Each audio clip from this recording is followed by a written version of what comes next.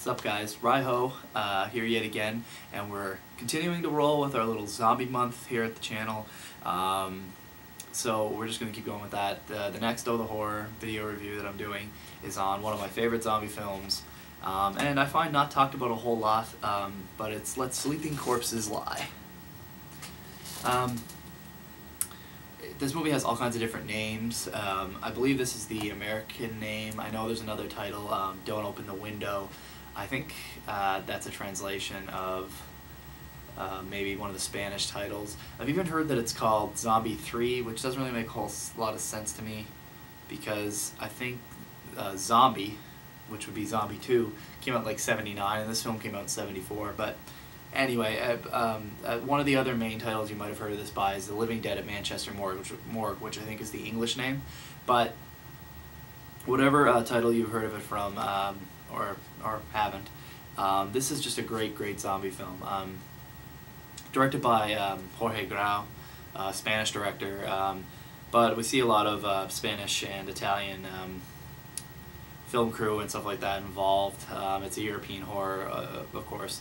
And even Gino de Rossi does some special optical effects in this one, so I don't think that's technically special effects, I don't know, but he of course was involved in Zombie by Lucio Fulci, which we talked about the other day. But basically the story here is that we got this guy named George. He's leaving London for the weekend, getting out of town. He seems to be some kind of art dealer, and he has a run-in with a woman named Edna. She actually hits his bike with her car.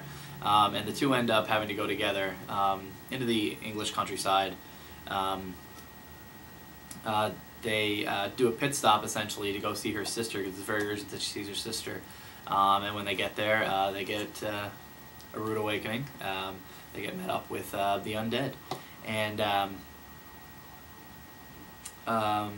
from there, this movie just has all kinds of great, like, it's not your straightforward film. For one thing, like, the storyline, it's not overcomplicated, but like, for instance, it could have been that Edna just wanted to go up to see her sister in the English countryside and then have the zombies attack. But what they do is actually that she's going up to see her sister. Her sister's up there with her husband, who's a photographer.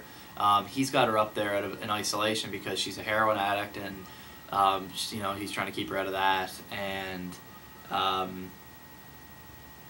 eventually, of course, they get attacked by a zombie, and then they start trying to blame the murder on her sister because she was a heroin addict and all that stuff. I mean the police. It's just, I think it's just got little things like that, little touches where it's not just straightforward, simple story. It has an interesting story. Great characters. George is funny because he's a bit of an asshole, although he keeps sort of warming up to Edna as the movie goes. Edna's your typical heroine, except she's pretty tough. Then you got this detective. His name is eluding me right now. I think they mostly call him Sergeant. I guess he's not a detective then, maybe, I don't know. But anyway, he's a member of this police force, and he's just, you know, he can't see the forest for the trees. He's a real asshole. Real old fella, and just sort of makes his decisions about George and Edna right off the hop, and he's sort of an antagonist to them as the movie goes. So the character's really interesting. They have like a whole, what they do with this film too is they try to explain the whole zombie thing, you know. I think before this, a lot of times there might have been a little bit of explanation in whatever zombie films came out, not much. Usually it was left to imagination. This one, they straight up, essentially there's this ecological study going on, and what they're doing is they're emitting radiation waves of some sort, and it's being used to kill pests in the farmland country and all this stuff.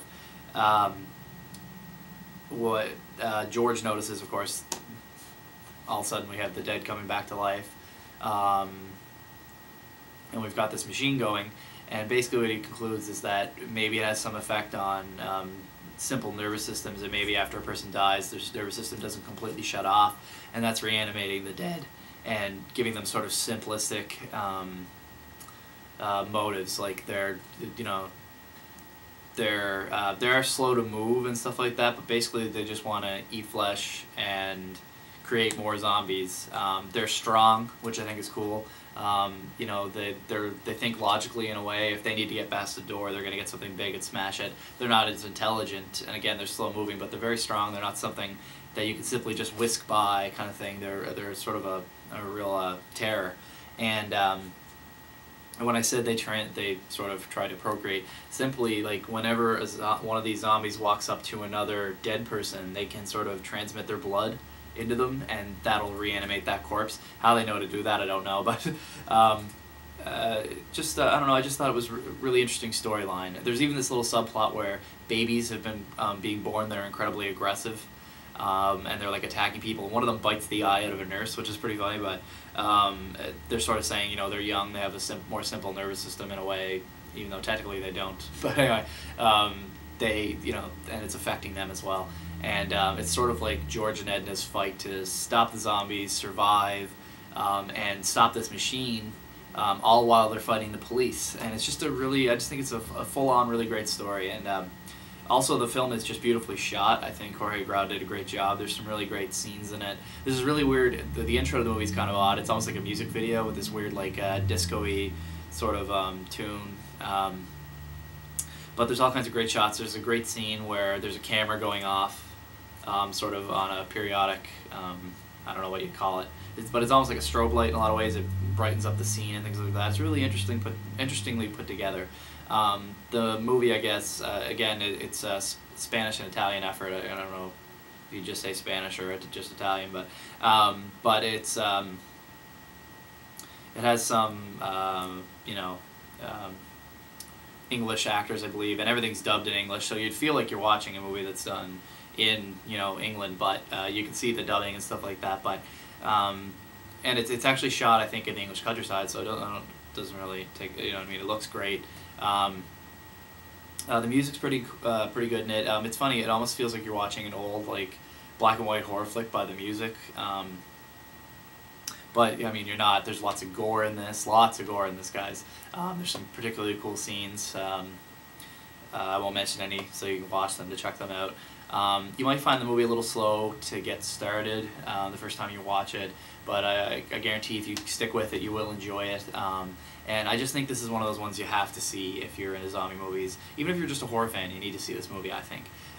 So I guess that's all I have to say about it, guys. That is Let Sleeping Corpses Lie. Definitely something to check out. Again, you might find it under the title The Living Dead at Manchester Morgue. I think there's a new release out that has that title. This is a Blue Underground release with this title. I don't know about the other ones, but yeah, if you get your hands on it, definitely do, and definitely check it out. So yeah, that is a little review on Let Sleeping Corpses Lie. Again, I'm going to try and have another one of these up next week for the final week of Halloween. Halloween is next Saturday, I guess, so that's pretty crazy.